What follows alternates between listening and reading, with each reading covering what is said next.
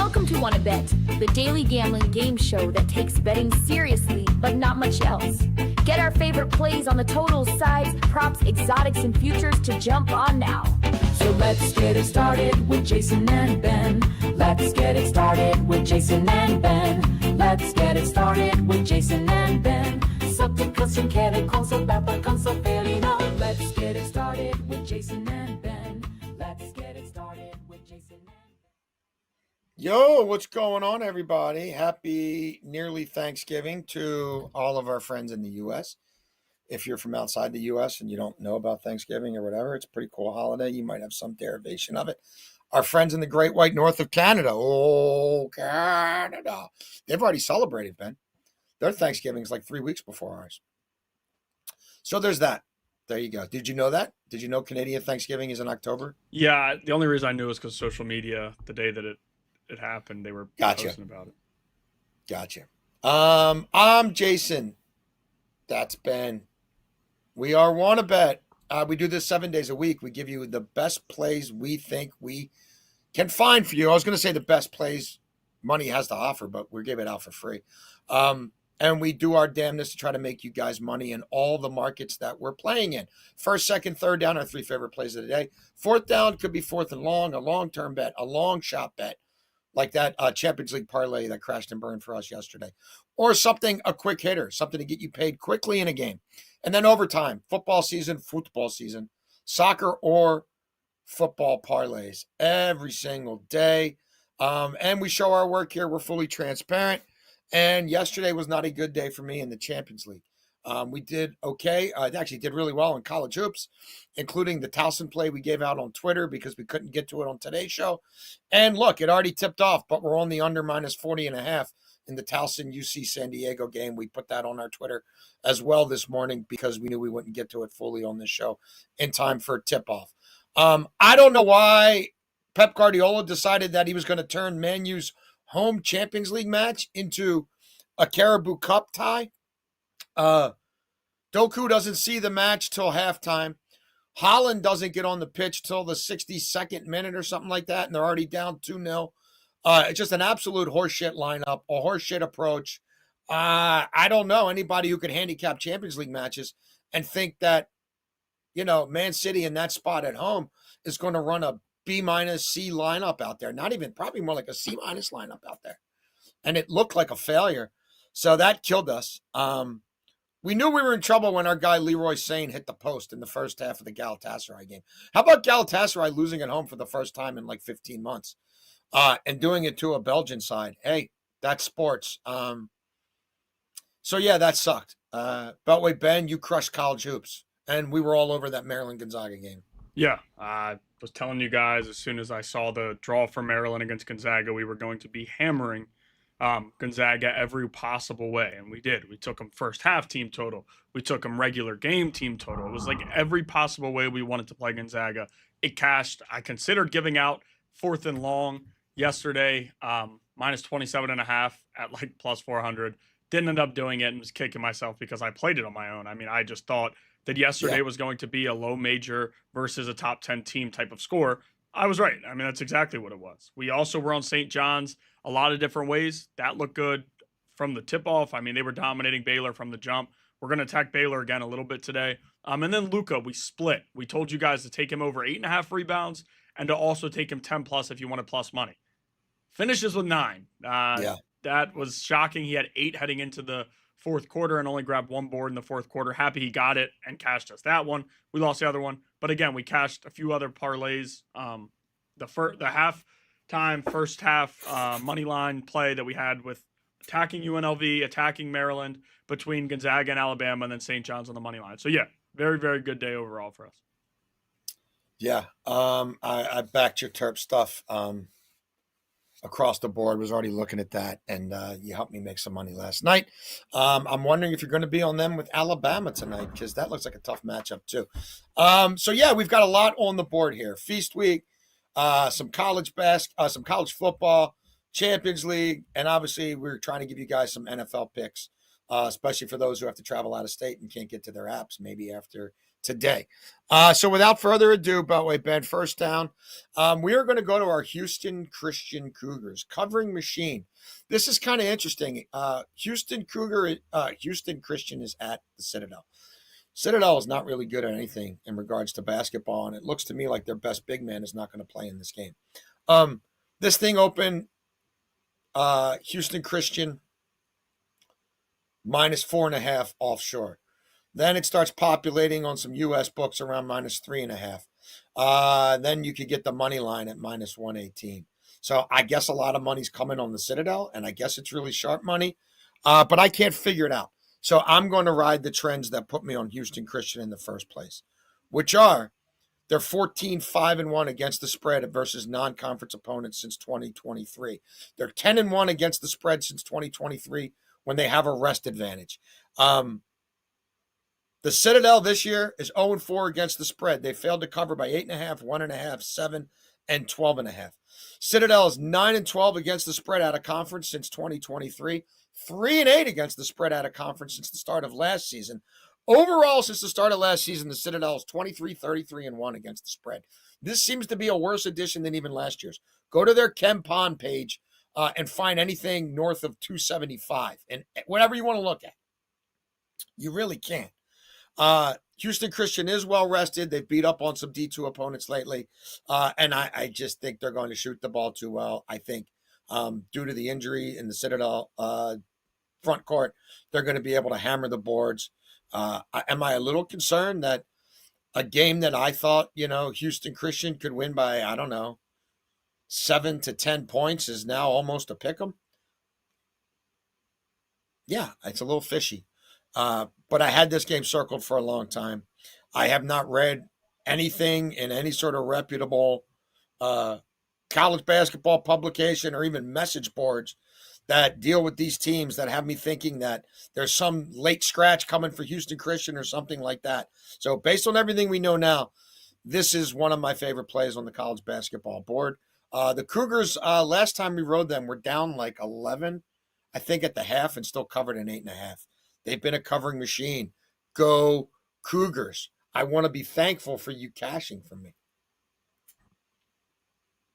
We're going to stay in college basketball here, first down. And you talked about Maryland and how to attack them earlier.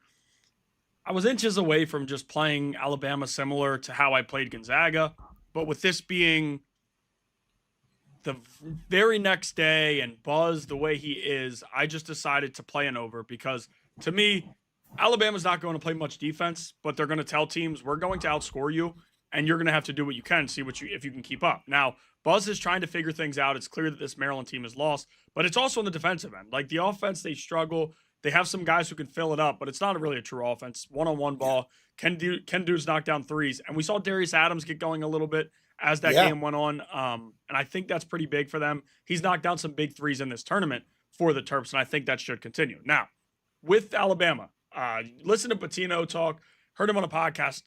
It was the night before they matched up, and he's like, Alabama's offenses under Oates are getting a shot up within 15 seconds of the shot clock. It's just how they play. They run and gun, they're playing fast, and they're trying to score and basically telling other teams, keep up with us if you can. That's what we're going to do. Gonzaga against Alabama. Gonzaga defensively is one of the best teams in the country, and offensively, I talked about it. I think right now they're the best team in the country. But with that being said, Gonzaga was able to throw a few things around to slow Alabama down late. They still scored a ton of points against them. Maryland's defense isn't even close to where Alabama's is, or Gonzaga's is, so I don't think they're going to limit Alabama at all. And I do think Alabama will probably give up some points to this Maryland team. Like, their team total is telling you Maryland should score some points. I think you have guys like Rice, and that's also weird. That situation, he needs to be on the court more, and Buzz rambling about nothing post-game really frustrated me. So I do like Maryland to score some points here, but I also think Alabama could get us to 100 tonight, which, again, we'd only need 66 from Maryland, which we should get. We had a double problem here. A, we just froze up. And B, so Mateo had some friends over yesterday after school. They got out early, and they came over in here where he knows they're not supposed to come, and they mess with my stuff, which, I mean, whatever, it's fine. And they threw a bunch of stuff around, and I found most of the stuff. I can't find the lobsters. And I need a lobster in my mouth. I need a lobster in my mouth. Lauren, Lobster Gate. could you send Mateo down here, please? This is the Lobster Gate. It is important. Yes. He's cleaning his room. It's more important than him cleaning his room. Thank you. Might be in his room. No, these kids threw stuff everywhere. Oh, it looks like you froze again. Uh-oh. They threw stuff. Oh, there you go. Back. That's All right. You're good. Jeez.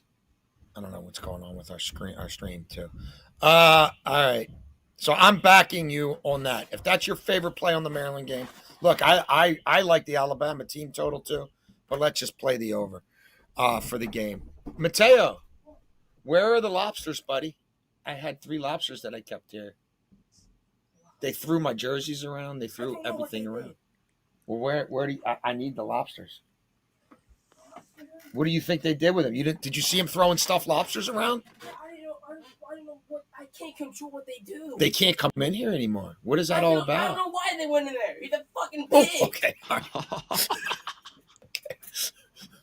I was trying to tell them. All right. I appreciate. Well, if you could find those lobsters, they're actually kind of important. Good. Thank you.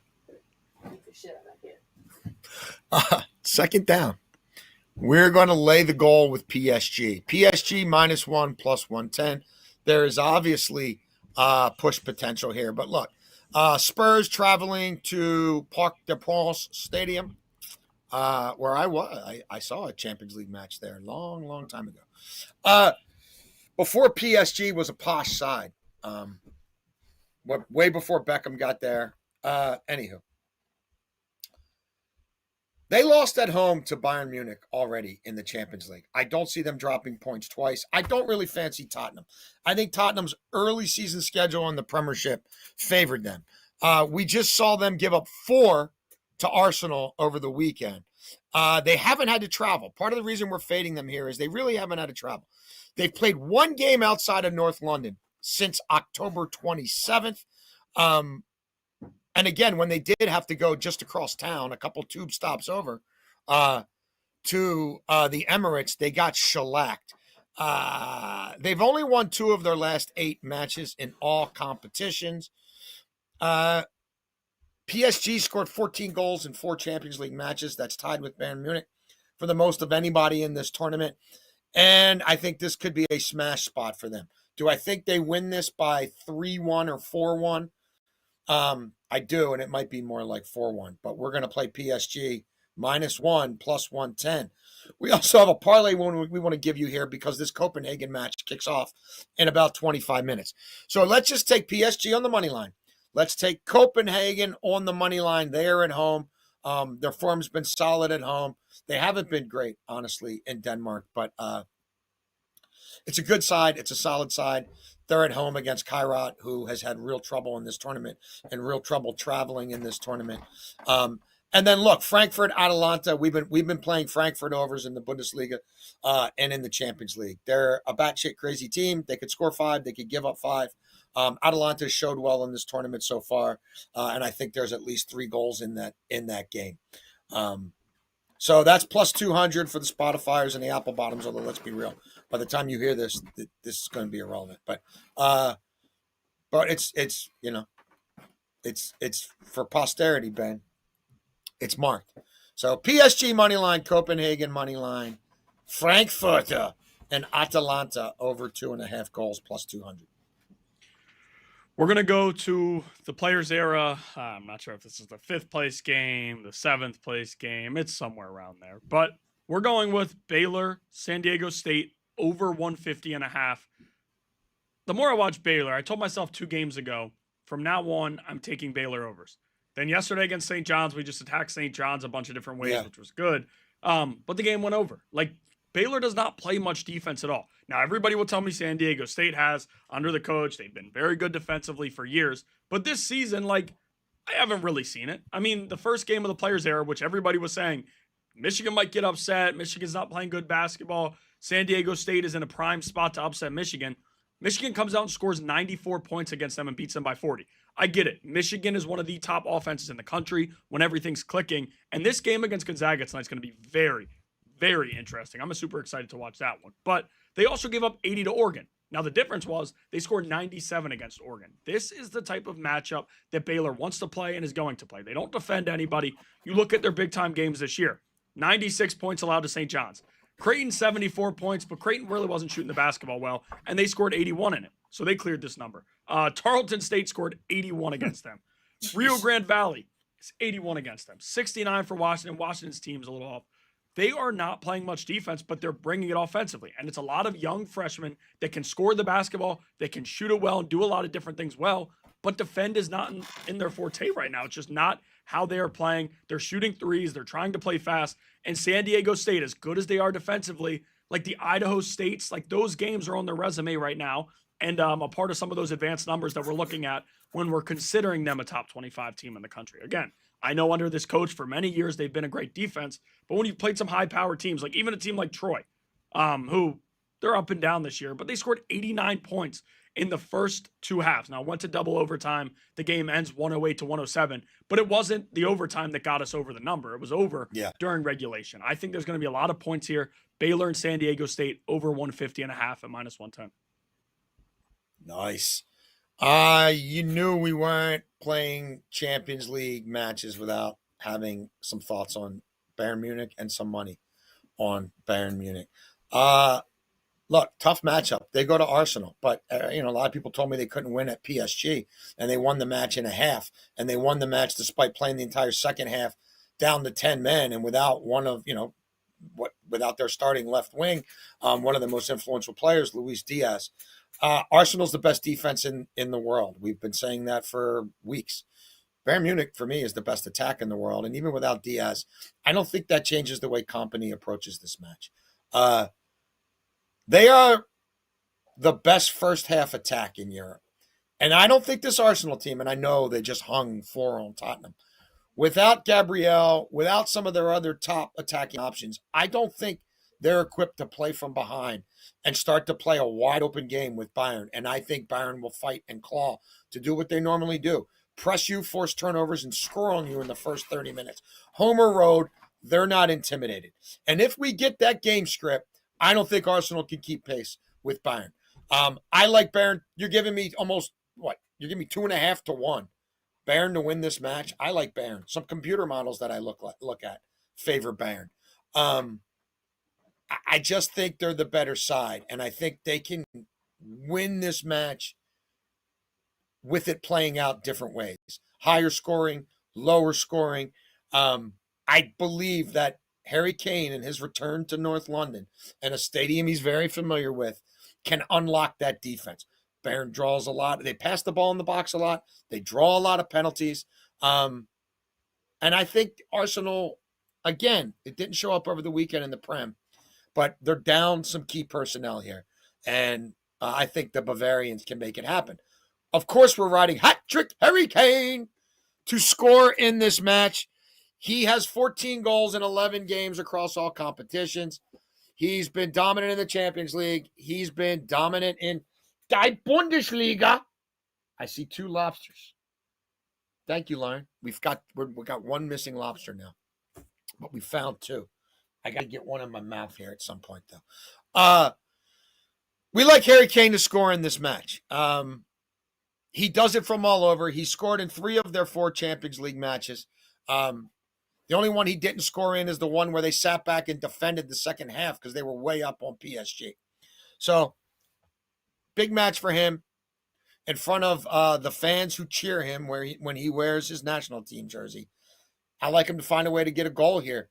He's been subbed off lately. They've been saving him, spelling him.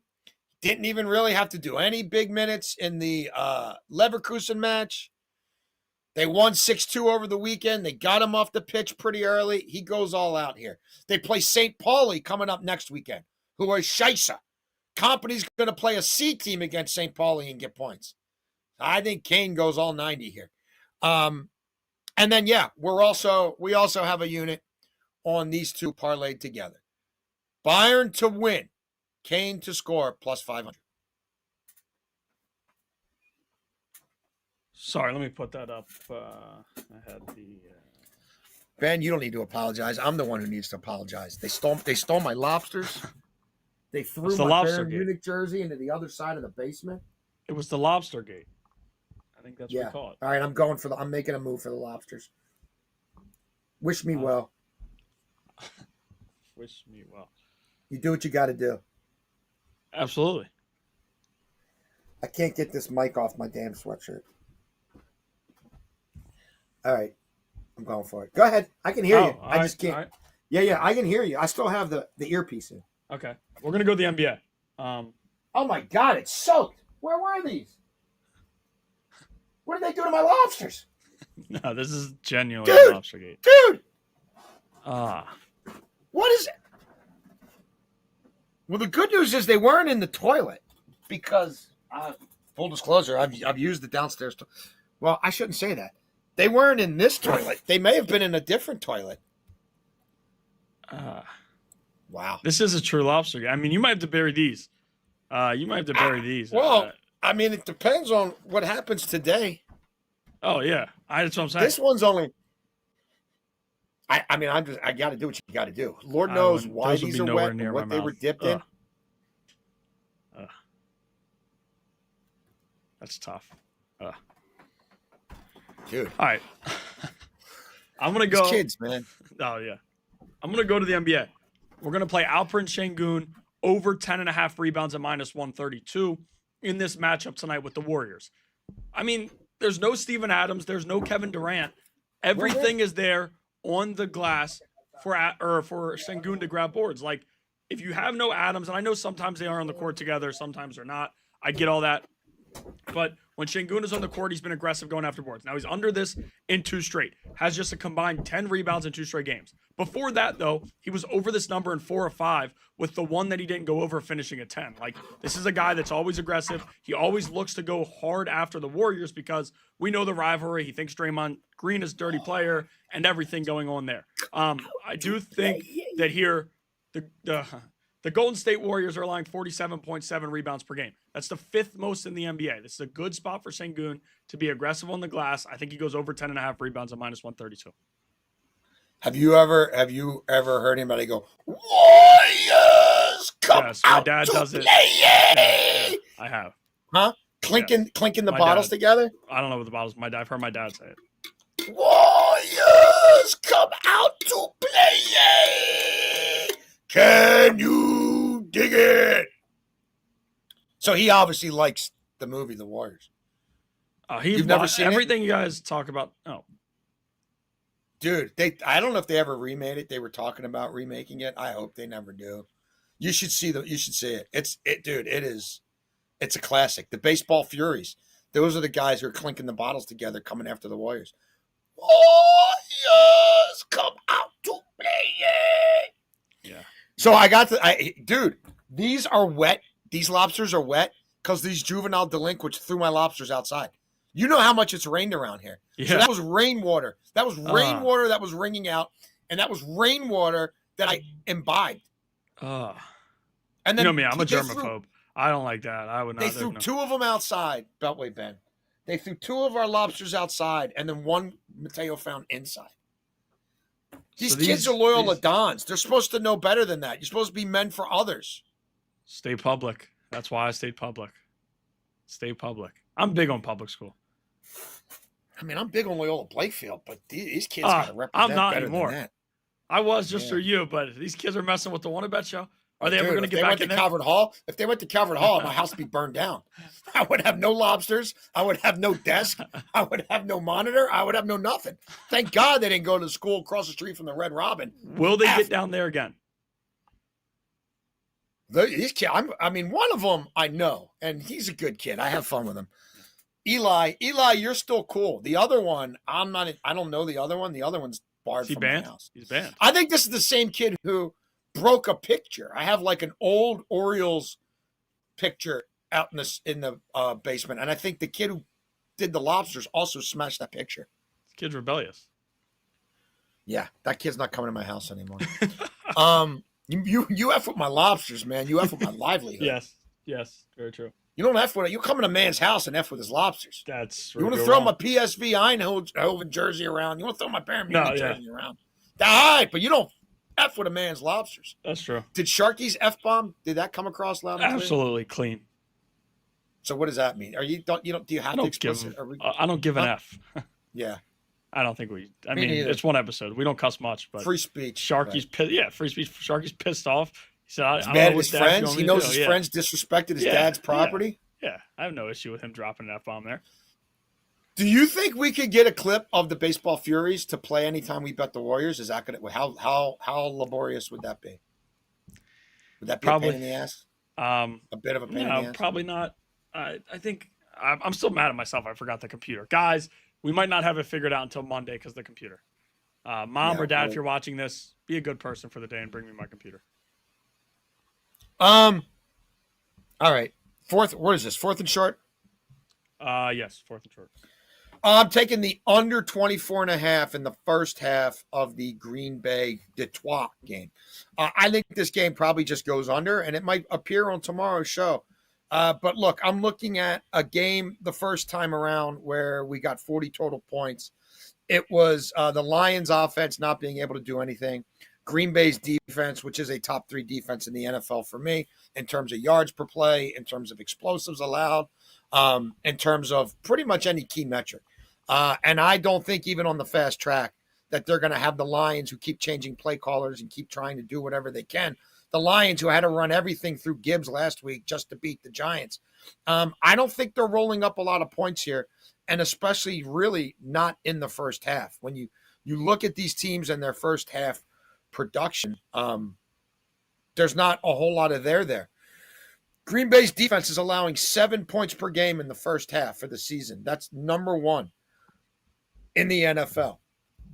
Green Bay is 28th in first half scoring themselves, 8.4 points per first half. Look, Detroit for the season, it looks like they score a lot in the first half at home. But when you filter out who they're playing defensively, you filter out what happened in the first game between them, I don't see this getting to 25 points. Like, Detroit's allowing 11 points per first half at home. 12. And Detroit is 5th in the NFL, like I said, in home scoring, 15 per game in the first half at home. But I don't think that's going to be the case here against Green Bay. No Laporta is a big deal. No Kraft is a big deal. Those are 2 difference makers in the red zone. Money downs. I think you're going to see Dan Campbell, after just getting burned on all those 4th downs 2 weeks ago, Ben. He's got to win this game at home if he wants to win the division. I think he takes the 3 when it's there. LaFleur has been pretty conservative this year. Jordan Love has been an incredibly slow starter overall. And even the Lions, they've tended to get going crazy in the second half when they get in desperation mode. But I'm very comfortable with this number. The numbers point me here, and the first meeting points me here. And yes, Love and Goff have lit it up on Christmas or on Thanksgiving before. But I think you're looking at a slow starting Green Bay offense all year and a dominant Green Bay first half defense. And I think that gets us under here. What you got, Beltway, Ben? Yeah, let me get Choppy real quick because I do have a play that I need to use Choppy for. Can't find Choppy. Do you have Choppy? Yes, Did you put Choppy up for a second? of course, Or- man. or go with Choppy? I got him. I got you You covered. got Choppy. Choppy's always in my heart. Always. Choppy is probably more featured than. Oh, Choppy got rolled up on in the book bag. What the hell? Dude, I'm telling you, everybody, our props, man. Everybody's effing our props up for Thanksgiving. They threw my lobsters in the freaking rain. Choppy. Ooh, we gotta get you a new Choppy. I Ooh, have to. that is kind of like that. Like his teeth were kind of mangled though, so that does kind of. Okay. Yeah, A realistic actually, Choppy? it's kind of fitting. Yeah, I mean, he's choppy. He was a He's- scrapper. absolutely, it was Choppy. I got to meet Choppy once. You're But no, gonna meet Meatball today. I'm bringing him into the radio I'm station. excited for that. I don't think Choppy was the only one that I saw when I came Is there over. anybody in there? You're already in there, obviously. Is there anybody there? Our people. There are people No, like our people. I'm saying, like nothing else. because they're taping the show. Yeah, Because yeah. they're taping the pregame show. Right. Yeah. All right. Well, we're playing two different things. We'll give out a few NFL plays like we always do for the viewers, but here we're gonna play choppy. I'm on a long-term play. Wow. That's Fourth and long. sexy. Yeah. Triple double for Amen Thompson, who's yet to do it this year. We're playing a half a unit. We'll win, close to, 11 units if this does Yeah, cash. that's how it works. To me, there's very real possibility in this matchup. To me, when you look at what they're doing against the Warriors, he's yet to get 10 assists. The ball's going to be in his hands more with no KD and no Steven Adams. Now, Reed Shepherd is taking a lot of the ball handling and he's starting to play better basketball. I do expect a good showing from Amen Thompson. 10 points won't be an issue. I know we took Şengün's rebounds, but there's a true world where 3 or more guys get 10 rebounds against this Warriors team, allowing as many as they are. And then, Thompson did this in a number of games last year. He knows, where his numbers are. He also has yet to get paid the big contract. Triple-doubles always help with that. He wants the attention. I do think he goes. I don't think he goes, but again, a half unit, the value, what the matchup is, how many guys they're without. This is a fine spot for that. Now, we're playing 2 other things as well. I told you we'll give out a few NFL plays. Romeo Doubs over 44.5 receiving yards at -114. And we'll also play him over 3.5 receptions. Depending where you shop, you can get it -134. This is a guy that it's been a roller coaster of a season for. There's no way around that. He's had really big weeks and he's had absolutely nothing. He's dealt with some injuries. We know the concussion, all of that. But he's showing more emotion on the field. And I talked about that when I gave him out a few weeks ago. He's playing better football. Dealt with some drops the past few weeks. He's only over this in one of his last 3. I do think against this Detroit secondary that has struggled, that he burned the last time they played them for 60-plus receiving yards, he's going to have a day. Jordan Love's been confident going his way. The entire wide receiver room is questionable, I think, except for him and Watson. I don't know that there's enough weapons for Love to spread it out all over the field. And I know that's been kind of the thing, right? Between Reed and all these guys over the years, they've never had the wide receiver one. They just have had depth pieces, and they've gotten guys involved in different ways. Since Kraft has gone down, we have not seen the passing game take off. Tomorrow, you'll hear it tonight if you watch on YouTube, tomorrow on Twitter. I do like the Packers' passing offense in a lot of big ways because I think playing in a dome against that secondary should cure all for Jordan Love. But here, for this play, I like Romeo Doubs over 3.5 receptions, and then I also like him over 44.5 receiving yards. Excellent. All right, overtime. 2 NFL parlays from me. We will start with the Broncos laying 6.5 against Washington. Teams coming off extra rest. So we got Denver on the 6.5 and Bo Nix to throw at least 2 passing touchdowns plus 170. Nix is 7-6-1 against the spread on the road for his career. So there's that. When last we saw the Washington Commanders, they were losing to Tua in Madrid. When the Commanders played on the mainland, they were getting shredded way more than McDaniel and Tua could do that. If you recall, they'd allowed 3 or more passing touchdowns in 4 straight games. We saw Sam Darnold light them up. We saw Caleb Williams have some joy against them. Everybody. And it didn't matter. A lot of that happened in Washington, right? Detroit goes there, does whatever they want against them. I think this is a great bounce back spot for Denver. It looks like it's still going to be Mariota. I don't see Washington sustaining drives, which should mean a lot of volume for Denver in the passing game. Sean Payton building Bo Nix up for the postseason. Bo Nix in the second half of last year, it was an auto bet for me. He was throwing 2 or more passing touchdowns against everybody, and it wasn't being priced accordingly. Washington's lost 6 in a row. They failed to cover all of those games. 4 of Washington's last 6 losses are by 21 points or more. Bo Nix is 4-1 in primetime. He's performed pretty well in primetime, and he's facing the 32nd ranked passing defense in opposer passer rating and a lot of other key metrics. They hemorrhage touchdown passes. They don't have a pass rush, and they don't have anybody who can cover, and they don't have a coach who can change his spots because Dan Quinn is married to cover 1 and cover 3, and he's getting his ass blown out every week, just like his mentor, Pete Carroll. Neither one would be a head coach for me at this stage of their career. Double overtime. Joe Burrow is going to do some work Thanksgiving night in Baltimore. Beltway, Ben. We're looking to attack this a couple different ways. We're already on Chase Brown from earlier in the week. Watch the show if you missed it. We're going to get on Jamar Chase tomorrow, but we're letting those markets percolate a little bit. And we're going to be back on Joe Burrow. And by tomorrow, I mean later today, because we're giving you the Thanksgiving show tonight. Give me Joe Burrow to throw for at least 200 yards. and 2 passing touchdowns, and the Bengals to score 20 points, plus 112. The Ravens defense looks better the last 7 weeks. They haven't played anybody. I know, only 4 offensive touchdowns allowed.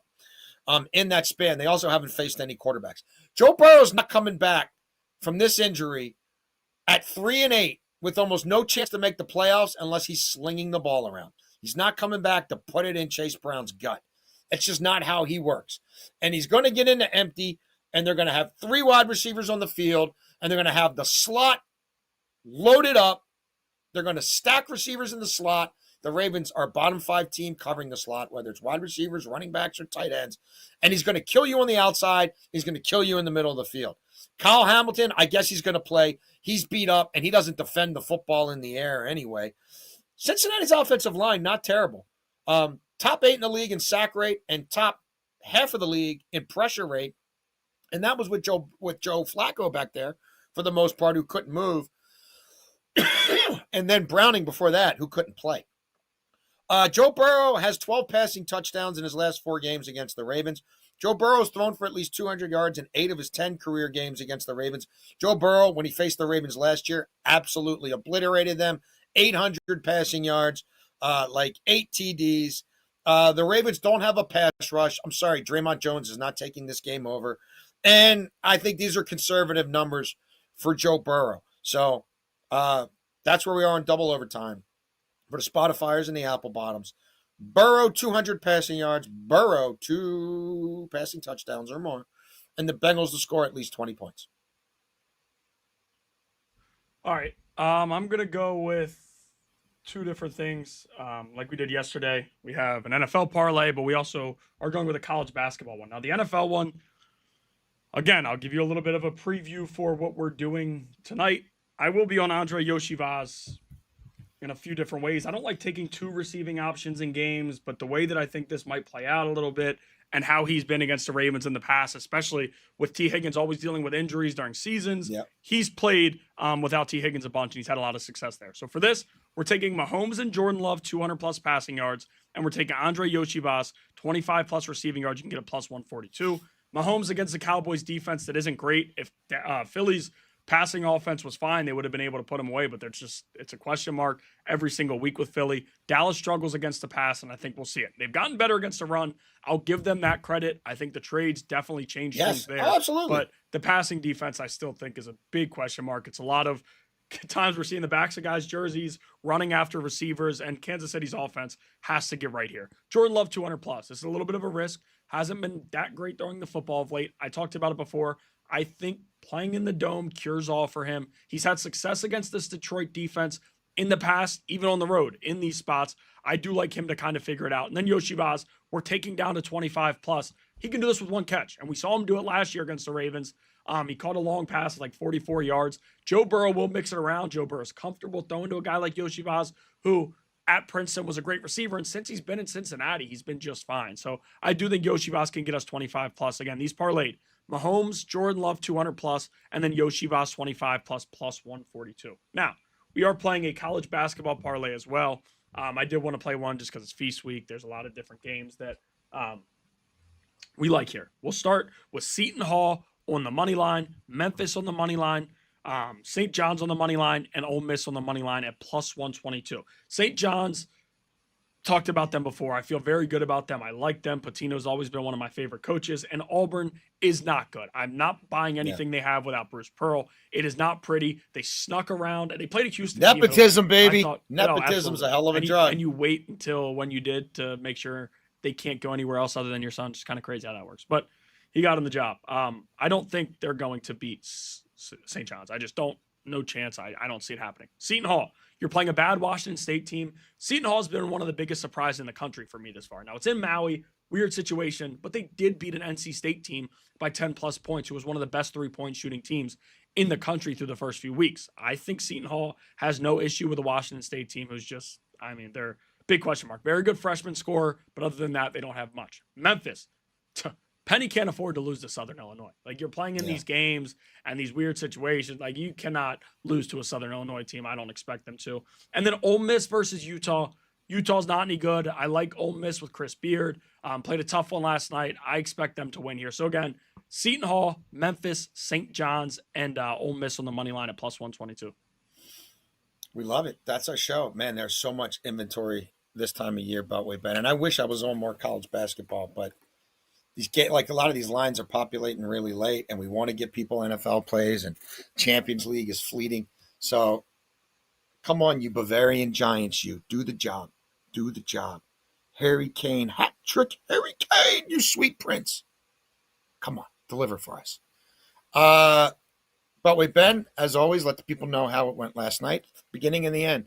We are stand-up guys here at WannaBet. We eat lobsters, at least I do, that have spent the night in the cold Baltimore November rain. If you haven't seen The Warriors, it's a wonderful holiday film. So I would suggest you see it. And Beltway Ben, what time are we doing this tonight? What's the plan for those who want to watch it live in all its glory? I'm going to have to throw these lobsters in the washing machine, don't you think? I guess they're washable. I'll ask Lauren. Yeah, that's a good question. I've got to run the laundry as soon as I get done here, which is right next to me, and then get to work. But 10:30, 10:45. Okay. Somewhere around there. I got basketball. I'm coming straight here after to set up and be ready to go. And then Friday, we'll talk about that tonight. I think it's going to be early in the morning, 8:30 to 9, somewhere around there. Perfect. And look, it's going to be hard for us to have a lot of college basketball on tonight's show, but check our Twitter because we will be giving stuff out. Yeah, and I mean, it's going to be a pretty football-centric show. A It's lot of going to times be football-centric. Yeah. When we get these 3 games, and we've given out a lot already, but Yeah. I'm going to be on those games. I'm going to have a play on the Navy game, which is Thursday night. Yes. And look, if there's an early college hoop line I like, great. But, we will have on Twitter some college hoop plays on Thursday once we know more about who's playing who. All right, that's the show. We went long again. We appreciate you guys. If you're hardcore, see us at 10:30. I don't think we got any comments. Don't rat us out. Yeah, did a 14-year-old drop an F-bomb? Yeah, but come on. It's the holiday season. Who gives an F? Right. Who gives an F? It's like in A Christmas Story when he's punching the kid and he's like, right? Like, he's cussing. He doesn't know what he's saying. Or like when the dad's in the basement trying to fix the furnace. He's like, boof, boof, boof, butterfinger. It's like that. It's cussing goes with the holidays. Absolutely. Always. And no, I don't have a problem with people cussing. There's a lot of people that have a problem with in the world. I think like a lot people who get all their panties in a bunch are, oh my God, your son's 12 and he said the F word. I'd rather that than a lot of other things. I think it's awesome. Like, I agree. I got no, I got no 1,000% There's things that we drop the hammer on from a parenting standpoint, but they know where they can say it and where they can't. Yeah. And I don't care. I'm right there with you. I wouldn't either. All right, that's our show. I'll give you a lobster update tonight if they're washable or not. Let's make some money today. You want to bet, we want to bet. Thank you for betting with us.